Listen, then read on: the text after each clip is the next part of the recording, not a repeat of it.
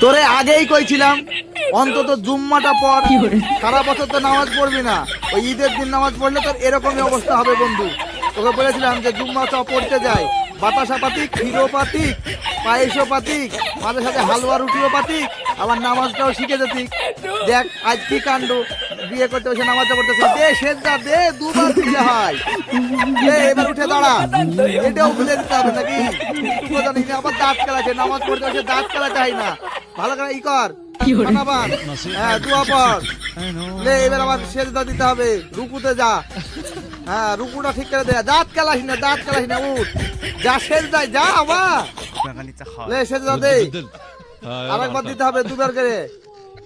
লে বসিস না, দে রে আরেকবার দে, হ্যাঁ হলো, এবার উঠ, এবার আত্মা হেতু পড়, উঠিস নে, আত্মা হেতু পড়, তোকে বারবার বলেছ নু, দাঁত বাই করিস না, আত্মা হেতু পড়, দিয়ে দরুদ শরীফ পড়, সব কিছু শিখে দিতে হবে। আগেই সালাম ফিরাতে হয়েছে, এই সালাম ফিরাস নে, আত্মা হেতু দরুদ শরীফ মানে